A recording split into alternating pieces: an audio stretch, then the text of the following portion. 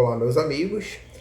Hoje eu vou responder a pergunta que eu recebi no Quora, o aplicativo de perguntas e respostas, do meu seguidor Nelson Rossoda. Ele pergunta assim: mulher narcisista consegue ter amigos ou amigas confidente e duradoura? Eu acredito que ele quis dizer se consegue ter amizade, né? Independente de ser homem ou mulher, quando a pessoa possui o transtorno de personalidade narcisista, essa pessoa terá ali um padrão de comportamentos, terá uma personalidade muito parecida, alguns padrões muito parecidos. E aí, já respondendo a pergunta do Nelson, para não dizer que vai ser impossível, ou melhor, vou dizer que não, para não dizer que vai ser praticamente impossível que essa amizade se mantenha. É muito difícil para a pessoa narcisista, e aí eu falo isso também com base na minha recente formação na área do neurodesenvolvimento. O narcisista, como nós sabemos, ele não tem uma característica, uma habilidade humana muito bem desenvolvida, e essa habilidade chama-se constância do objeto. Portanto, a gente diz que o narcisista ele tem a chamada inconstância do objeto. E basicamente, o que vem a ser essa constância do objeto? Eu vou falar de forma assim bastante simples, resumida e didática para você entender. É um conceito muito complexo, de nenhuma maneira eu estou tentando vulgarizar o conhecimento científico, mas apenas transmitindo aqui de uma forma didática que é para você entender. Eu acredito que tem pouca utilidade você assistir um vídeo e você sair sem entender o tema. Então, assim, quando a gente fala de constância do objeto, é aquela habilidade nossa de perceber que uma pessoa ela não mudou, ou melhor dizendo, perceber a nossa relação com o outro e a maneira como o outro está funcionando dentro de uma constância, né? Então, por exemplo, se eu tenho um amigo e eu encontro esse amigo num final de semana, e aí depois eu encontro esse mesmo amigo no próximo final de semana, eu terei uma ideia de constância, melhor dizendo, no funcionamento daquele amigo, né? Eu terei pouco ou nenhum motivo para achar que ele mudou completamente, né? O narcisista ele não tem isso. Então, assim, isso explica por que de muitos comportamentos e por que desse funcionamento bastante tumultuado por parte do narcisista. Porque, na verdade, ele não tem essa constância do objeto. Então, é como se ele vivesse num nível de insegurança altíssimo. O narcisista não tem essa noção de constância. Na cabeça dele é como se você estivesse mudando o tempo todo. É como se você fosse uma metamorfose ambulante. E por isso ele fica com essa insegurança, por isso ele fica com tanta necessidade também de confirmar essa admiração. Por isso que ele faz muitas coisas para criar essa dinâmica desigual nos relacionamentos. Porque ele não tem essa questão da constância do objeto, tá?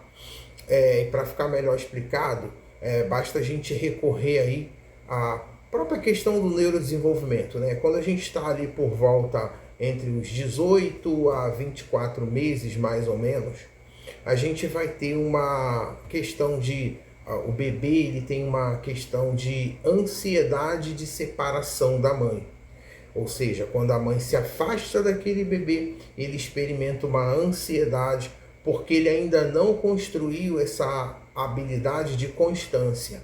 Ou seja, ele não sabe, ele não tem como saber se aquela mãe, saber que ela foi e que ela volta. Ter a segurança de que ela saiu de perto e que ela vai voltar. Ele ainda não tem isso, né? Tanto que um dos principais teóricos do narcisismo, chamado Heinz Kohut, ele postula essa ideia. Ele coloca o bebê como um exemplo perfeito do que seria o narcisismo.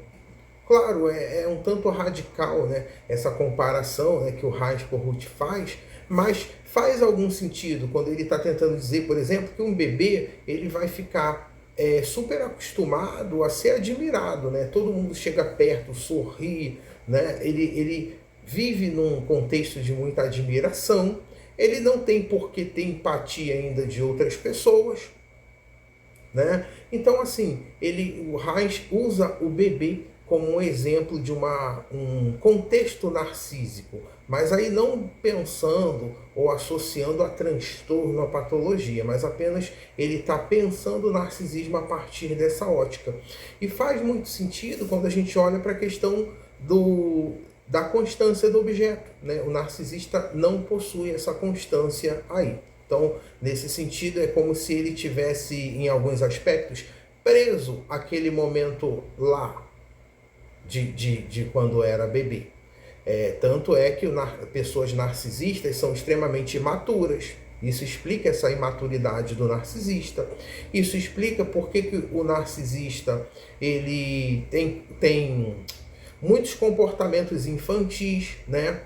Eu já postei um conteúdo onde eu estava falando da chamada regressão emocional estratégica, que são aquelas táticas, né? Um conjunto de táticas onde o narcisista mostra uma certa infantilidade, brincadeirinhas de falar como criança, uma fala meio criançada, agir às vezes mesmo como criança. Então, assim, o narcisista faz isso. E isso é estratégico também, tá? Não pense que isso aí é claro que existe, ao mesmo tempo, tá? Que existe uma disfunção psicológica no narcisista, existe também um uso que ele faz disso daí. Ele vai percebendo o tipo de resposta que ele obtém da vítima com esse tipo de manobra, e aí ele vai criando esse padrão, ele vai se condicionando a funcionar dessa forma, né? Boa parte da explicação psicológica do nosso funcionamento gira em torno dessa ideia, né? Se você faz se você expõe um comportamento qualquer e você tem uma resposta positiva do meio, faz sentido que você queira repetir esse comportamento. Isso é a boa parte daquilo que a área da psicologia comportamental chama de aprendizagem. A gente vai aprendendo a partir das respostas que a gente tem do meio. Então, se a gente faz algo e tem uma resposta positiva, a tendência é que a gente queira mais e mais e mais, né? Eu expliquei, inclusive, num dos vídeos anteriores, que esse processo está na base da formação, por exemplo, de alguns vícios, né?